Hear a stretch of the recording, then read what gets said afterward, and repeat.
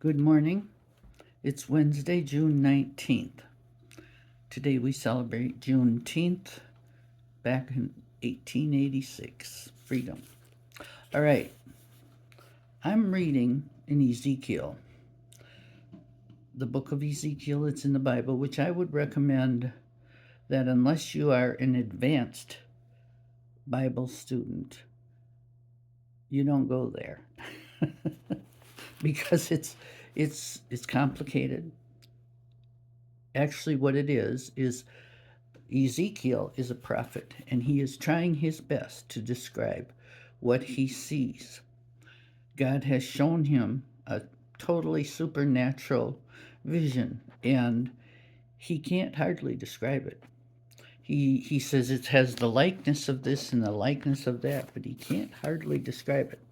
And so I'm just going to throw two things out that I see there that make me think, and I'm not even sure why, but maybe somebody else knows.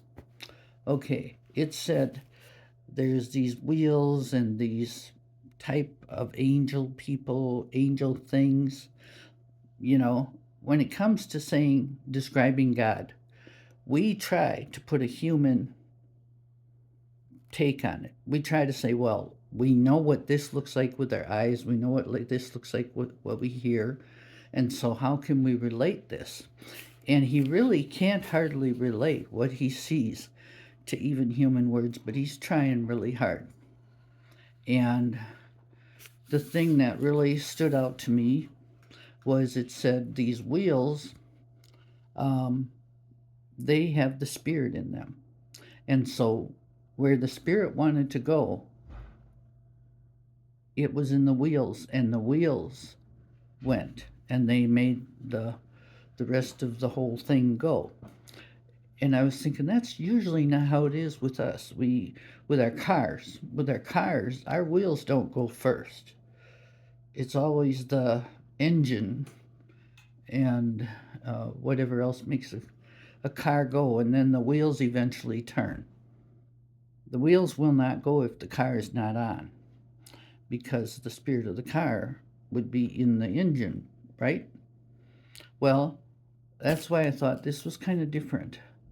The wheels have the spirit in them, and where the spirit wanted to go, the wheels went, and what the angels went with them.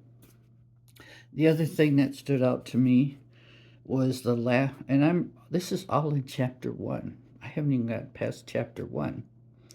And the last verse, he's trying to describe what appears to be God sitting on a throne, his throne. And he's just amazing trying to figure out. He says it's the color of this, and he says it was the appearance of fire with brightness all around, like the appearance of a rainbow in a cloud on a rainy day. So was the appearance of the brightness all around it. This was the appearance of the likeness of the glory of the Lord. The appearance of the likeness of the glory of the Lord. He may have seen something that was kind of like the glory of the Lord, which would be really amazing.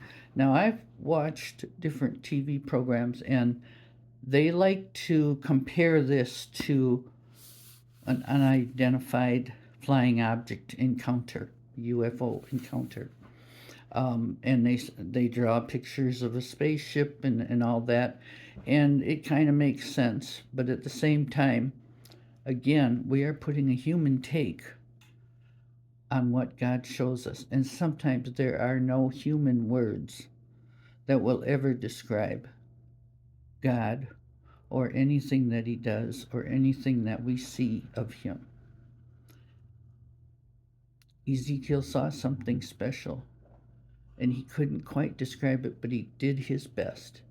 And we can thank him for that, for trying to be true and trying to describe to us what the glory of the Lord looks like, what the Spirit, where the Spirit goes. He's trying. And just remember, as a human being, you we don't have something to compare God to.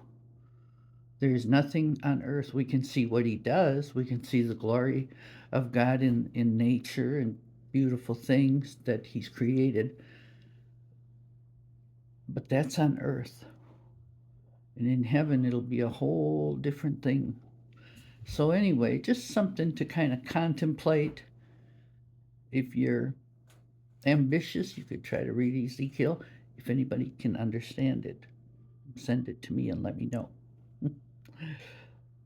Well, you have a great day, and God bless you.